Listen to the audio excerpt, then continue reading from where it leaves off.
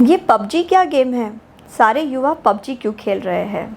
PUBG अचानक से इतना फेमस क्यों हो गया है? और पबजी खेलने में नुकसान क्या हो सकता है? अगर ये सारे सवाल आपको परेशान करते हैं तो आपको इस वीडियो को आखिर तक देखना चाहिए। हम पबजी का मनोवैज्ञानिक विश्लेषण करेंगे।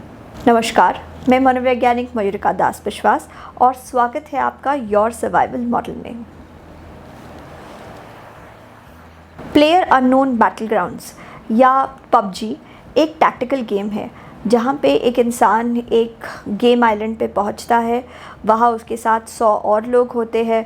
उसे एक के बाद एक सबको मारना होता है और आखिर में उसे ज़िंदा रहने पर एक चिकन रोस्ट मिलता है। एक व्यक्ति पबजी गेम को अकेले खेल सकता है, डुओ यानी किसी के साथ एक पार्टनर के साथ खेल सकता है, या स्क्वाड में खेल सकता है यानी कि उसका कोई ग्रुप हो। ग्रुप के लोग उसके अपने पहचाने हुए दोस्त हो सकते हैं या कोई और व्यक्ति, कोई अनजाना दोस्त भी हो सकता है।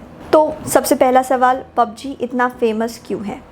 देखिए, पबजी खेलते वक्त एक व्यक्ति दूसरे लोगों के साथ ऑनलाइन चैट कर सकता है, बात कर सकता है, यानी कि वो अपने घर पे बैठा हुआ है लेकिन वो असल में अपने दोस्तों के साथ कनेक्टेड है। वो साथ मिल के दुश्मनों का सफाया कर रहे हैं। ये व्यक्ति के लिए बहुत ही एक मज़ेदार अनुभव हो सकता है। वो असल में अकेला नहीं है, वो असल में दूसरे लोगों के साथ बॉन्ड कर रहा है। दूसरे लोगों के साथ बॉन्ड करना इंसानों के लिए एक बहुत ही सैटिस्फाइंग अनुभव होता है। सोचिए ज़रा, बिना प्लेन की टिकट लिए, बिना वीज़ा के झमेले के आप देश विदेश में दोस्त बना सकते हैं पबजी खेलते हुए। योर सर्वाइवल मॉडल का मानना है कि इंसान का शरीर सर्वाइव करने में माहिर होता है। इंसान जानते हैं कि रेस्ट करना, आराम करना उनके शरीर के लिए अच्छा है, इसलिए वो हर काम को आसान तरीके से करने की कोशिश करते हैं। अगर आप घर बैठे बैठे ही दोस्तों से कनेक्ट हो पाएंगे तब आप घर के बाहर जाने की कोशिश ही क्यों करेंगे? पबजी ने गेमिंग को बहुत आसान बना दिया है। जहां पहले आपको एक बढ़िया गेम खेलने के लिए अपने लैपटॉप, कंप्यूटर पे बैठना पड़ता था, एक्सबॉक्स से खेलना पड़ता था, वहाँ पे अब आप केवल एक मोबाइल के इस्तेमाल से एक बहुत ही बढ़िया गेम दूसरों के साथ खेल सकते हैं। जब एक व्यक्ति स्क्वाड मोड में खेलता है तब दूसरे प्लेयर्स उसको ज़िंदा रहने में मदद करते हैं, उसे हथियार मिलने में मदद करते हैं, मेडिसिन्स मिलने में मदद करते हैं, यानी एक दूसरे को गेम में ज़िंदा रहने में मदद करते हैं। ये अनुभव एक बहुत ही सैटिस्फाइंग फीलिंग दे सकती है, क्योंकि व्यक्ति को ये भ्रम होने लगता है, जब मैं तकलीफ़ में था तब दूसरों ने मेरा साथ दिया, मैं अकेला नहीं हूँ, लोग मेरे साथ हैं। इंसानों को कोऑपरेशन बहुत पसंद होती है। ज़रा सोचिए, हम सबसे ज़्यादा ताकतवर जीव नहीं, हम सबसे ज़्यादा तेज़ जीव नहीं, हम ना उड़ सकते हैं, ना पेड़ों पे आसानी से चढ़ सकते हैं, लेकिन फिर भी इस पृथ्वी पे हम राज कर रहे हैं। उसका कारण ये है कि हम एक दूसरे की मदद करते हैं और हम संगठित होके रहते हैं। पबजी ये गेम आपको संगठित होने का मौका देता है। पबजी गेम खेलने के दौरान आपको छोटे छोटे पुरस्कार मिलते ही रहते हैं, जैसे कि नए हथियार मिलना, हथियारों का मॉडिफिकेशन मिलना, दवाइयाँ मिलना। ये छोटे छोटे रिवॉर्ड्स आपको सर्वाइव करने में गेम में मदद करते हैं। ठीक उसी ही तरह जैसे कि ज़िंदगी में हमें जब छोटे छोटे चिल्लर चीज़ें मिल जाती हैं तो हम खुश हो जाते हैं। नया घर, नई गाड़ी, नए ड्रेस, नए जूते, और फिर हम उन चीज़ों के लिए सेम चीज़ें करते रहते हैं। विलास या लग्जरी की चीज़ें हमें छोटी छोटी खुशियाँ देती है, जिसे हम डोपामीन रिलीज़ कहते हैं। ठीक उसी ही तरह पबजी के गेम में जब आपको छोटे छोटे रिवॉर्ड्स मिलते हैं तब आपके मस्तिष्क में डोपामीन रिलीज़ होता है, तब आप उससे एडिक्टेड हो जाते हैं। आपको लगने लगता है कि एक आसान सा गेम खेला मैंने और मुझे कितना अच्छा महसूस हुआ, अब मुझे ये चीज़ दोहरानी चाहिए। जब पबजी में खेल की शुरुआत होती है तब प्ले एरिया पूरा आइलैंड होता है, लेकिन धीरे धीरे प्ले एरिया छोटा होता जाता है। अगर कोई इंसान प्ले एरिया से बाहर रह गया या वो अपनी स्क्वाड से बिछड़ गया तो उसके लिए गेम में बचे रहना बहुत मुश्किल हो जाता है। ये कहीं असल ज़िंदगी के जैसा ही है। अगर इंसान अपने कम्युनिटी, अपने लोगों के साथ नहीं रहेगा तो उसके लिए इस दुनिया में ज़िंदा रहना काफ़ी मुश्किल हो जाता है। हम इंसानों ने कई 100 सालों के एवोल्यूशन से ये सीखा है कि अपने कम्युनिटी के साथ रहो, अपने परिवार के साथ रहो, वो करो जो दूसरे कर रहे हैं। जब हम वो काम करते हैं जो दूसरे कर रहे हैं तो हमें एक सांत्वना मिलती है कि इतने सारे लोग कर रहे होंगे तो ये काम सही ही होगा। ठीक उसी तरीके से जब बच्चे पबजी खेलते हैं, वो देखते हैं कि उनके साथ साथ उनके दूसरे सहपाठी भी सब पबजी खेल रहे हैं। लगता है जब सब कर रहे हैं तो ये सही ही होगा, मुझे दूसरों का साथ भी जाके इस गेम में ही मिलेगा। अगर मैं अकेलेपन से परेशान हूँ तो मुझे नए दोस्त भी इस गेम में ही मिलेंगे। अगर आप खेल में अच्छे से नहीं खेलेंगे तो आप खेल में मर जाएंगे और आपने जो भी पाया होगा, आपका जितना भी स्कोर रहा होगा, जितने आपने वेपन इम्प्रूवमेंट्स पाए होंगे, सब कुछ खो जाएगा गेम में ही। इंसानों को खोना अच्छा नहीं लगता, खोने से इंसानों को तकलीफ़ होती है। जब पबजी में पाए हुए स्कोर को इंसान खो देता है तब उसे लगता है कि अरे बहुत बड़ा लॉस हो गया, मुझे उसे वापस से रिकवर करना है, वापस से पाने के लिए मुझे फिर से गेम में जाना चाहिए। और वो फिर से गेम में जाके जो चीज़ उसने खो दी थी उसे वापस से पाने की कोशिश करता है। ये कहीं पे शास्त्रों में लिखे हुए ज्ञान की तरह ही है। जो भी इंसान मोह माया के चक्कर में फंस जाता है उसे जन्म पुनर्जन्म लेते ही रहना पड़ता है। जब इंसान मोह माया को त्याग देता है तब उसे जीवन और मरण के इस चक्र से छुटकारा मिल जाता है। ठीक वैसे ही अगर किसी का पबजी छुड़ाना है तो उस इंसान को ये जानना ज़रूरी है कि पबजी में जो उसे मिल रहा है वो सब मोह माया है, वो असल चीज़ें नहीं हैं, वो महत्व की चीज़ें नहीं हैं। जो भी महत्व का है वो उसके पास ही है, उसके अंदर ही है।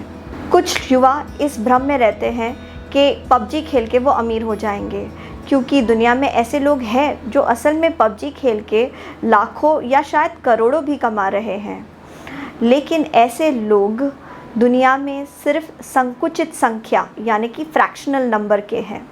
पबजी खेल के ज़्यादातर लोग अपना समय गंवाते हैं, अपने पैसे गंवाते हैं। पबजी इस खेल में युवाओं को रिस्क मिलता है, रोमांच मिलता है, उन्हें मौका मिलता है कि वो नए लोगों से मिले, उन्हें लगता है कि वो एक महत्वपूर्ण प्रॉब्लम सॉल्व कर रहे हैं, गेम के अंदर ज़िंदगी जीने की कोशिश कर रहे हैं। मज़ेदार सवाल ये है कि जब असल ज़िंदगी में इतने बड़ी समस्याएं हैं हमारे पास सुलझाने के लिए, तो युवा वीडियो गेम की समस्याएं सुलझाने में क्यों लगे हुए हैं? योर सर्वाइवल मॉडल का मानना है कि आज के युवाओं को एक ऐसे वातावरण में बड़ा किया गया है जहाँ पे उनको कदम कदम पे सुरक्षित रखा गया, जहाँ पे उनको पेड़ों पे चढ़ने से रोका गया, मट्टी में खेलने से रोका गया, लग जाए तो 2 दिन स्कूल नहीं भेजा गया होगा, अगर कभी टीचर ने डांट दिया होगा तो अभिभावक टीचर से लड़ने पहुँच गए होंगे स्कूल में। जब व्यक्ति ऐसी सुरक्षाओं में बड़ा होगा तो उसमें 2 इच्छाएं ज़रूर होंगी। एक इच्छा है कि मैं कुछ करके दिखाऊं, मैं रोमांच करूं, मैं खतरों से खेलूं, मैं जोशीली ज़िंदगी जीऊं। और साथ ही साथ क्योंकि उस व्यक्ति ने अपनी ज़िंदगी में कभी कोई रिस्क लिया ही नहीं है, कभी कोई कठिन काम किया ही नहीं है, इसलिए व्यक्ति को कठिनाइयों से भी डर लगता है। हम में से बहुत कम लोग अपने बच्चों को कहते हैं कि बेटा तुमको बड़ा होकर हमारे परिवार की ज़रूरतों को पूरा करना है।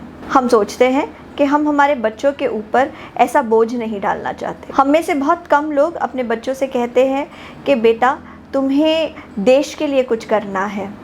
हमें लगता है कि इतना कठिन काम हम हमारे बच्चों को देना ही नहीं चाहते। हम हमारे बच्चों को कहते हैं बेटा तुमको सक्सेसफुल होना है।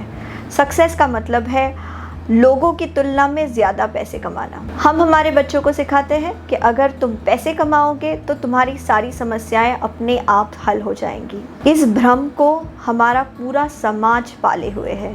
देखिए ये सच बात है कि पैसे कई सारी समस्याओं को सुलझा सकते हैं, लेकिन पैसे सारी समस्याओं को नहीं सुलझा सकते। और साथ ही साथ पैसों की वजह से नई समस्याएं खड़ी हो जाती है। योर सर्वाइवल मॉडल का मानना है कि अगर आप हमेशा अपने बच्चों को सुरक्षित रखेंगे तो वो एक तरीके की बेवकूफ़ी है, क्योंकि आप हमेशा अपने बच्चों के साथ नहीं रहने वाले हैं। जीवन में एक समय ऐसा आएगा जब आप अपने बच्चों के साथ नहीं होंगे, क्योंकि शायद आप दोनों अलग अलग शहरों में रहते हैं, शायद आप इस दुनिया में नहीं हैं। जब आपका बच्चा आपके साथ नहीं होगा तब वो ज़िंदगी की समस्याओं को कैसे सुलझाएगा। हमें केवल बच्चों को सिर्फ प्रोटेक्ट ही नहीं करना है, हमें बच्चों को समस्याओं से लड़ने के लिए तैयार भी करना है। अगर हम रोज़मर्रा की समस्याओं को लड़ने के लिए उन्हें तैयार करेंगे, अगर हम उन्हें छोटे बड़े चैलेंजेस देते रहेंगे, अगर हम उन्हें ज़िम्मेदारियां देते रहेंगे, सिर्फ ये नहीं कहेंगे बस पढ़ो बाकी सब काम हम देख लेंगे, अगर हम इस तरीके से बच्चों के साथ आगे बढ़ेंगे तो फिर वो रोमांच ढूंढने के लिए स्काई डाइविंग या पबजी गेम में नहीं जाएंगे। अगर आप ध्यान से युवाओं की बातों को सुनेंगे तो आप देखेंगे कि युवाओं को दो चीज़ें चाहिए होती है, एक वैलिडेशन यानी कि प्रोत्साहन, प्रशंसा, और दूसरा चैलेंज। जब हम निरंतर बच्चों को तकलीफ़ उठाने से रोकते हैं या चैलेंज उठाने से रोकते हैं, जैसे ट्रेन में बहुत भीड़ होगी मत जाना, जैसे फुटबॉल मत खेलो हड्डी पसली टूट सकती है, जैसे पेड़ पे मत चढ़ो हाथ टूट जाएगा, घर में बैठे रहो, घर में बैठ के पढ़ाई करो, दोस्तों को घर पे ही बुला लो, ऐसा करने से हम बच्चों के अंदर की जो एनर्जी है उसे रोक रहे हैं, उसे कहीं पे सड़ा रहे हैं। जब कोई भी चीज़ सड़ेगी तो बदबू तो आएगी ही। जब हम बच्चों की सारी समस्याएं सुलझा देते हैं, जब हम निरंतर उनको आरामदायक ज़िंदगी में ही रखते हैं, तब हम उनको आलसी तो बना ही रहे हैं, हम उनको स्वार्थी भी बना रहे हैं, हम उनको नाकाबिल भी बना रहे हैं। कहीं पे हमारी ही वजह से हमारा युवा आलसी है, एडवेंचर की खोज में है और पबजी खेलता है। आशा करते हैं आपको ये वीडियो पसंद आया है। हमारे चैनल को सब्सक्राइब कीजिए, वो सबसे ज़्यादा ज़रूरी है। लाइक कीजिए, कमेंट कीजिए और शेयर करना तो बनता ही है।